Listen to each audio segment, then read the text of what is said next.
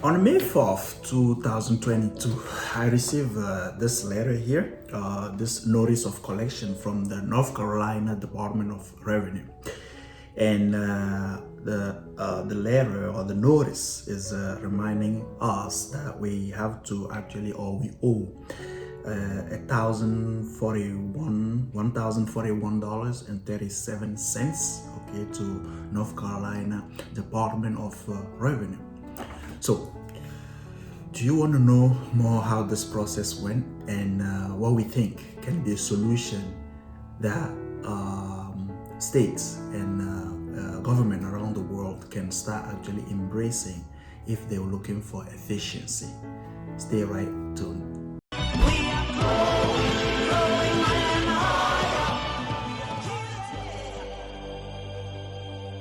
My name is Ashil Combat, and if you have been following us, I'm the co-founder of We Equip You. And if this is your first time, don't hesitate. Make sure that you subscribe. Click on the notification, bell to be able to be informed of videos that we produce. And if in this journey you have any comment, you have any experience also that you want to share with us, feel free to do it. But stay all the way to the end, because to this problem or story I'm going to share with you, okay, there's one thing we think already that government around the world, okay, authorities around the world, for a mutual benefit, okay, can start actually embracing, and is also part of our collective buy project. So, like I said, then I received this letter, reminding me, or letting us know, it's a notice of collection, like they call it. Okay, we actually, for confidentiality, okay, we didn't highlight, or we put a mark, okay, on some information on the document here. Okay, so then when we received the letter that you see again, or you saw, right, well, we were surprised, because actually our organization pay taxes every quarter, right? Either state-wise or federal at the federal level is every quarter. So we were surprised to see that we're receiving a notice saying we owe something, and actually is for 2020, right? Since 2020. So they kept all that for almost 2 years, and now they run even interest that you have to pay on it. They run penalties to even increase the principal amount that was owed. So we start doing the research, we look into our data, and we have confirmation that it was paid. So we put our tax lawyer on the situation, and then they send another letter on July 19th. So since May all the way to July, all the proof that we were showing them, it was not enough. So on July 19th, like you can see here, actually the governor, okay, name is here, right? The secretary name is here, and then the taxpayer assistance or collection, somebody, Merler, something, asking us, as you will notice, right, to send them actually the check, okay, a picture or something about with the check that we actually paid with. So we did everything, and all the way through since July to July 19th, like you can see here, until today we are in September. We heard nothing from them. They're still searching what we don't know.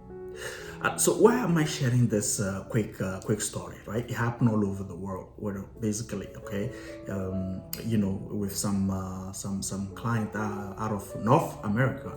We do see the same realities coming from government, right?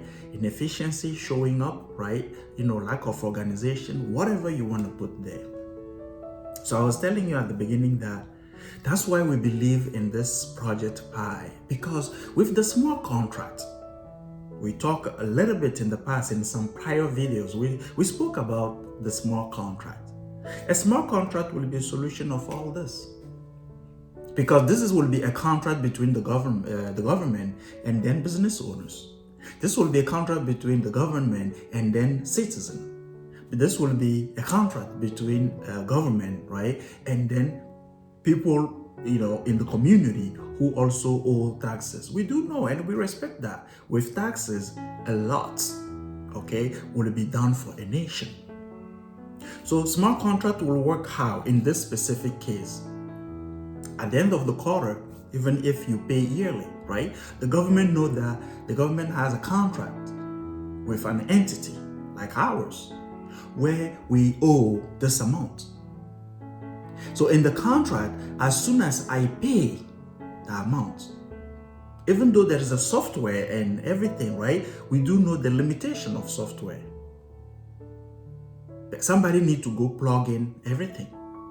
So when the government know that I owe this amount, quarterly, yearly, and then in the contract, in the smart contract, is to say that, okay, here's the amount that this person may owe us by August this, or for the quarter, for the year. So when I pay, there's no need for somebody to go actually run the numbers or something. The algorithm will know that, yes, this entity have paid. Now, match that with the payment that was done, and then execute the contract, meaning that the payment, okay, was done.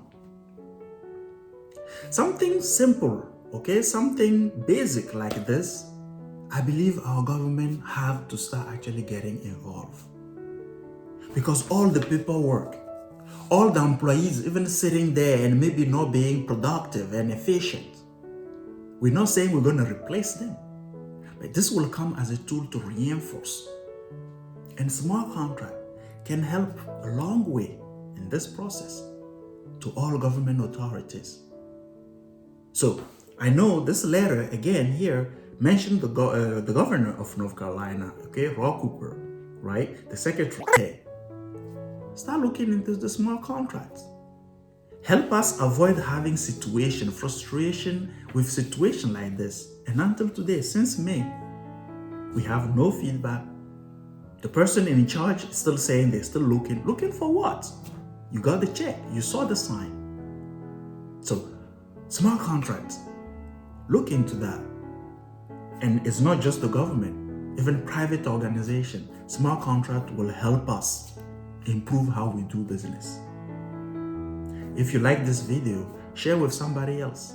If a similar thing happened to you, put that in the comment. We may get you on the live because we need to start talking about this as a community and also as people who actually contribute to taxes, all taxpayers, because we are one in one nation. And whatever we can do to facilitate transactions between us, let's think about it. I'll see you in the next video.